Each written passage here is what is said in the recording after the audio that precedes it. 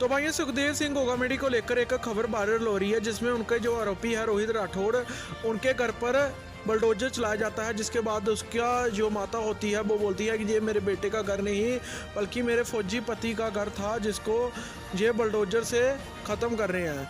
लेकिन देखने की बात यह है कि हमें रोहित राठौड़ से कोई सहानुभूति नहीं है, लेकिन हम सरकार से ये पूछना चाहते हैं कि आपको सिर्फ क्षत्रियों के घरों पर ही बुलडोजर चलाना आता है। जो दूसरा आरोपी है नितिन फौजी, उसके घर पर बुलडोजर कौन चलाएगा? रोहित गोदारा, उसके घर पर बुलडोजर कौन चलाएगा?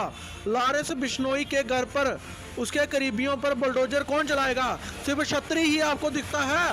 रोहित गोदारा जिसने सुपारी दी थी, उसके घर पर बुलडोजर कौन चलाएगा? आप हमें बताएं। नितिन फौजी के घर पर बुलडोजर कौन चलाएगा?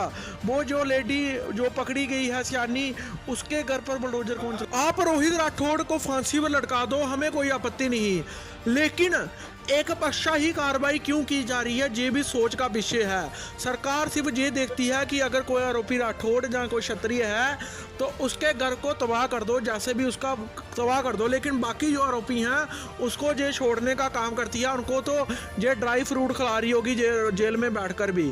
तो ये बहुत ही गलत किया गया है। सिर्फ उसके घर पर ही क्यों, सभी के घर पर बुलडोजर चलाया जाए, ये बहुत बड़ा अपमान है। सरकार ने बोला था कि 3 दिन में एनकाउंटर करेंगे, अभी तक किसी का एनकाउंटर नहीं किया गया।